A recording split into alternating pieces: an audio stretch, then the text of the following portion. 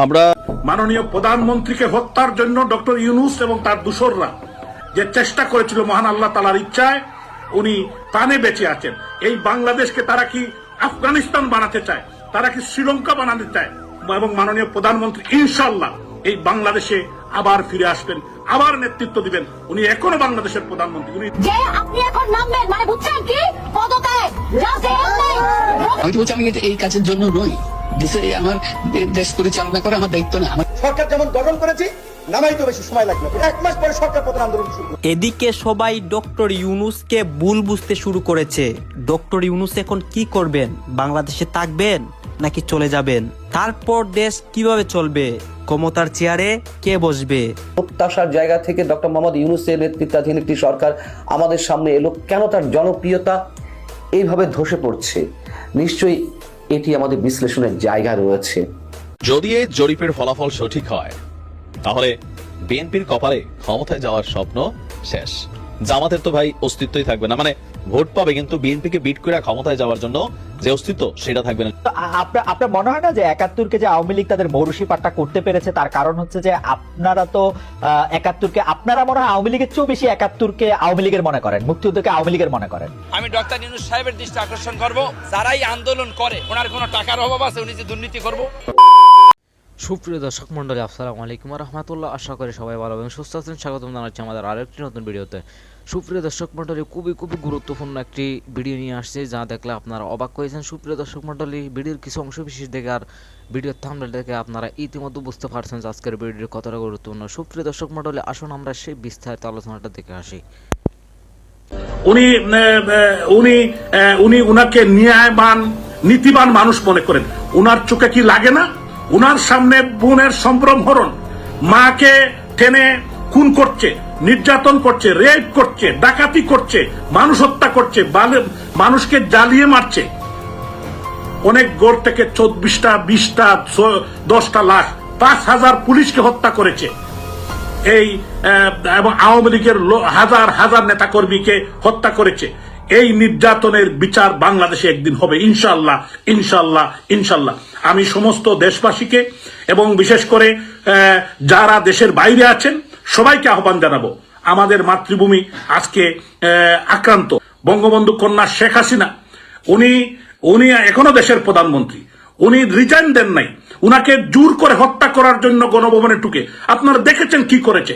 আজকে এর প্রতিবাদ করতে হবে, এই জোরালো প্রতিবাদ করতে হবে এবং এদের বিরুদ্ধে সোচ্চার হতে হবে। আমরা যখন মরবই তখন আমরা এই মরার প্রতিবাদ করেই মরবো। আমাদের লক্ষ লক্ষ নেতা কর্মীকে, আমাদের মুরব্বিয়ানদেরকে, আমাদের মহিলাদেরকে যেভাবে তার হায়ানার মতো, যে পাকিস্তানি আর্মিরাও যে এরকম করে নাই। এই পাকিস্তানের থেকে ডক্টর ইউনূস একজন হামিদ কারজাই। আপনারা অনেকেই হয়তো আফগানিস্তানের কথা মনে আছে, এরকম ডক্টর ইউনূসের মতো হামিদ কারজাইকে তারা ক্ষমতায় বসিয়েছিল, কিন্তু সেই ক্ষমতা বেশি দিন ধরে রাখতে পারে নাই। ইনশাআল্লাহ বাংলাদেশে এদের বিচার একদিন হবে হবে হবে। তাই ডক্টর ইউনূস এবং তার যারা দূষররা এখন জোর করে ক্ষমতা দখল করে, আমি সিলেটের মেয়র আনোয়ারুজ্জামান চৌধুরী, আমি সহ 12টি নির্বাচিত মেয়র এবং যত উপজেলা চেয়ারম্যান, পৌরসভার চেয়ারম্যান সহ সবাইকে এক কলমের কাঁচায় নির্বাচিত প্রতিনিধিকে বাদ দিয়ে যে স্বৈরাচারী মনোভাব এই হামিদ কারজাই, ডক্টর মোহাম্মদ ইউনূস যে প্রমাণ করেছে সে উনি গণতন্ত্রে বিশ্বাস করে না, এবং উনার যে উপদেষ্টারা আছে তারা গণতন্ত্র বিশ্বাস করে না, এবং আমাদের বাংলাদেশকে তারা একটি জিম্মি বানিয়েছে। আমাদের আওয়ামী লীগের, যুবলীগ, ছাত্রলীগ, স্বেচ্ছাসেবক লীগ, শ্রমিক লীগের লক্ষ লক্ষ নেতাকর্মীর বাড়িঘর ভেঙে দিয়েছে, জ্বালিয়ে দিয়েছে, যে কালচার বাংলাদেশে কোনোদিন ছিল না। তারা পুলিশ হত্যা করেছে, নিরীহ মানুষকে হত্যা করেছে। আজকে তারা হত্যা করেছে আমাদের বাংলাদেশ ছাত্রলীগের সাবেক সাধারণ সম্পাদক ইসাক আলী খান পান্নাকে। এরকম আমাদের শত শত হাজার হাজার নেতাকর্মীকে হত্যা করেছে। আজকে মানুষ কোথায় যাবে? আজকে সম্মানিত নেতৃবৃন্দ যারা আছেন তাদেরকে দড়িতে বেঁধে তাদেরকে কোর্টের মধ্যে বেজ্জতি করছে। যদি এই জরিপের ফলাফল সঠিক হয় তাহলে বিএনপির কপালে ক্ষমতায় যাওয়ার স্বপ্ন শেষ। জামাতের তো ভাই অস্তিত্বই থাকবে না, মানে ভোট পাবে কিন্তু বিএনপিকে বিট করে ক্ষমতায় যাওয়ার জন্য যে অস্তিত্ব সেটা থাকবে না। সেখানে নতুনভাবে জায়গা করে নিচ্ছে নতুন আরেকটা দল। তবে কি নামে আমরা ডাকবো বা কি নামে দলটা আসবে সেটা জানি না, কিন্তু জরিপ চলে আসছে। এই মুহূর্তে আমাদের বৈষম্য বিরোধী আন্দোলনের প্ল্যাটফর্মের নেতারা বেশ কিছু অ্যাক্টিভিটিস চালাচ্ছেন। জাতীয় নাগরিক কমিটি একটা প্ল্যাটফর্ম তৈরি করেছেন।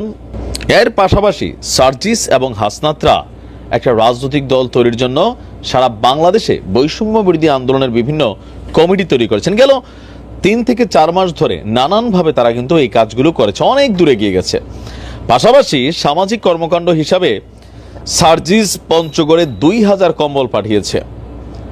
তো কেউ কেউ প্রশ্ন করেছে, আচ্ছা সার্জিসের কি কামাই আছে ব্যক্তিগত, সে 2000 কম্বল পাঠাইলো, টাকা পাইলো কই? দেখেন বিষয়টা ওইখানে না। সার্জিসের যে অবস্থান, তাদের কাছে বিভিন্ন মানুষ হয়তো তাদেরকে সহযোগিতা করতে চায়, তো সার্জিসটার সেই সহযোগিতাই আপনার হয়তো টাকাগুলা সেখানে পাঠাই দেয় বা কম্বল পাঠাই দেয়, অথবা অন্য কোনো সোর্স থেকে হয়তো আয় আসে। নালে কি আর গণমাধ্যমে নিউজ হয়েছে যে সার্জিস পঞ্চগড়ে 2000 কম্বল দিচ্ছেন, বৈষম্য বিরোধী না? আচ্ছা, এখন এই যে সকল কার্যক্রমে মানুষ কি ভাবছে, আওয়ামী লীগের চোখের কাটা হলেও আস্তে আস্তে বিএনপিরও চোখের কাটা হচ্ছে সার্জিস হাসনাতরা। জামাতের ইন্টারনাল লুক হইতে পারে বা আউটার লুক হইতে পারে সেটা জানি না, তারপরেও এই নানান প্রতিকূল পরিবেশেও শিক্ষার্থীরা যদি রাজনৈতিক দল করে সামনে নিয়েই আসে, নির্বাচনে আসে, কত শতাংশ মানুষ ভোট দিবে জানেন? এই মুহূর্তে 40% মানুষ ভোট দিবে। এক চাঞ্চল্যকর জরিপ দেখছি। দর্শক, অভ্যুত্থানের নেতৃত্ব দেওয়া শিক্ষার্থীরা যদি রাজনৈতিক দল গঠন করে তাহলে দেশের 40% মানুষ এই দলকে ভোট দিবেন। এর মধ্যে আপনারা দেখেন এদের পদক্ষেপগুলো। ডক্টর তাসনিম জারা, তিনি কিন্তু এই নাগরিক কমিটিতে এসে মানে রাজনৈতিক নেতৃত্ব হিসেবে কিন্তু দায়িত্ব পালন করার জন্য চলে আসছেন। তো এরকম বেশ কিছু অ্যাক্টিভিটিস কিন্তু তাদের আছে। BRAC institute of governance and development, BIGD, pulse সার্ভের দ্বিতীয় ধাপের জরিপের ফলাফল থেকে এই তথ্য পাওয়া গেছে। রাজধানীর press institute of Bangladesh PIB আয়োজিত অনুষ্ঠানে এই জরিপের ফলাফল প্রকাশ করা হয়। তো প্রশ্ন হচ্ছে, এই জরিপে কত হাজার বা কত লক্ষ মানুষ ভোট দিছে? এটা একটা ছোট অংশের উপর জরিপটা করা হয়েছে। প্রতিবেদন থেকে জানা গেছে জরিপে গ্রাম এবং শহরের নানা শ্রেণীর 4158 জন মানুষের মতামত নেওয়া হয়েছে। তাদের মনে 53% হচ্ছে আপনার পুরুষ, 47% নারী। আঞ্চলিক হিসাব অনুযায়ী 51% গ্রামে এবং 49% মানুষ শহরে বসবাস করে।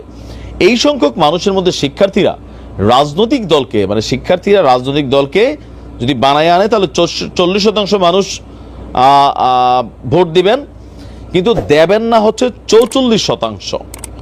বাকি 16% মানুষ এই নিয়ে কোনো মন্তব্য করে নাই। গেল 15 থেকে 31 অক্টোবর পর্যন্ত এই জরিপগুলো চালানো হয়েছিল। এতে দেশের রাজনীতি, অর্থনীতি, অন্তর্বর্তী সরকারের মেয়াদ, নির্বাচন, চলমান সমস্যা, সংস্কার, আইন শৃঙ্খলা পরিস্থিতি সহ বিভিন্ন বিষয়ে প্রশ্ন করে মানুষের মতামত জানতে চাওয়া হয়। ওই সময়ের তুলনায় তাদের কিন্তু এখন স্ট্রেংথ বাড়ছে। নিয়ে বাংলাদেশ যে সাহসী পদক্ষেপ দেখিয়েছে, পুরো ভিডিওটি দেখলে আপনিও এ কথা বলতে বাধ্য হবেন। হ্যাঁ, সকল বাধা বিপত্তি পেরিয়ে এবার তিস্তা খনন মহাপরিকল্পনার কাজ উদ্বোধনের ক্ষণগণনা শুরু হয়ে গিয়েছে। ভারতের লাল চোখকে উপেক্ষা করে চীনের সাথেই তিস্তা খননের কাজ শুরু করছে। কেন আমি বলছি? বাংলাদেশের এটি একটি মাস্টার স্টপ, এবং এই খবরকে কেন্দ্র করে ভারতীয় মিডিয়ার রিঅ্যাকশন কি? আপনার এই প্রশ্নগুলোর উত্তর জানাবো। চীনের বিনিয়োগে তিস্তা মহাপরিকল্পনার কাজ বন্ধ করতে ভারত গত 2 বছর যাবৎ নানাভাবে চাপ প্রয়োগ করে আসছে। তারা নিজেরা তিস্তা চুক্তি করবে না, আবার তিস্তাকে খনন করতেও বাংলাদেশকে বাধা দিবে। ভারত থেকে আশ্বাস ছাড়া কিছুই আসেনি কখনো। চীনের সাথে বাংলাদেশের তিস্তা খননের প্রকল্পটি বাস্তবায়ন যাতে না হয়, সে লক্ষ্যে ভারত বাংলাদেশকে তিস্তা খনন করার অফার পর্যন্ত দেয়। বাংলাদেশ যে ভারতের এই অফারকে প্রত্যাখ্যান করেছিল তা আর বলার অপেক্ষা রাখে না। যদি তিস্তাকে খনন করতেই হয় তাহলে ভারতকে দিয়ে নয়, বরং চীনের অর্থায়ন ও কারিগরি সহায়তায় তিস্তা মহাপ্রকল্প বাস্তবায়ন করবে বাংলাদেশ। কারণ চীন তাদের দুঃখ হোয়াংহো নদীকে ম্যানেজমেন্ট করে আশীর্বাদে রূপান্তরিত করে ফেলেছে। চীন এইসব কাজে সফল হয়ে আগেও বিশ্বকে অবাক করেছে। তিনি বলেন, প্রকল্পটির যাবতীয় তথ্যাদি এখন চীন সরকারের সংশ্লিষ্ট দপ্তরে নিরীক্ষার কাজ চলমান। আমরা প্রকল্পটিকে গুরুত্বের সাথে দেখছি। স্বাভাবিকভাবেই চিকেন নেকের কাছে চীনের অবস্থান দেখে ভারতীয় মিডিয়ার ঘুম হারাম হয়ে গিয়েছে। ভারতীয় নিউজ পেপারগুলোতে এটি ফলাওভাবে প্রচার হচ্ছে। অনেক ভারতীয় মিডিয়ার মতে এটি ভারতের জন্য সতর্ক সংকেত। তবে এখন আর ভারত এই প্রকল্পকে আটকাতে পারবে না কোনোভাবেই। বাংলাদেশ এই তিস্তা মহাপরিকল্পনা বাস্তবায়ন করেই ছাড়বে। এই যে ভারত এবং বাংলাদেশের যে সম্পর্ক একটা চরম তিক্ততার পর্যায়ে গেল বা বর্তমানে বিরাজ করছে, এরকম জায়গাতে যাওয়ার দায় কার? অর্থাৎ দায়টা বাংলাদেশের কতটা, ভারতের কতটা? আগেই বলেছি, আলোচনাটা আমি আজকে একেবারে নির্মোহভাবে করার চেষ্টা করব। নির্মোহভাবে করার চেষ্টা শুরুতে যদি বলে রাখি যে এ কথা বাংলাদেশের একজন নাগরিক হিসেবে একটু নির্মোহ আলোচনা করলে এটা স্বীকার করে নিতে হবে যে ভারত যখন বাংলাদেশের সঙ্গে তার সম্পর্ক নিয়ে কথা বলবে, কাজ করবে, অবশ্যই ভারত তার নিজের স্বার্থটাকেই অগ্রাধিকার দিবে। একই রকমভাবে বাংলাদেশেরও তাই দেওয়ার কথা। কিন্তু কিছুটা দুর্ভাগ্যজনক হলেও সত্যি, আমি আবারও বলছি, আলোচনাটা একেবারে নির্মোহভাবে করার চেষ্টা করছি। সুপ্রিয় দর্শক মণ্ডলী, আপনি আপনার ব্যক্তিগত মন্তব্যটি করবেন। সুপ্রিয় দর্শক, আমাদের চ্যানেলে নতুন হয়ে থাকলে অবশ্যই চ্যানেলটি সাবস্ক্রাইব করুন। সুপ্রিয় দর্শক মণ্ডলী, দেখা হচ্ছে পরবর্তী ভিডিওতে। ভালো থাকুন।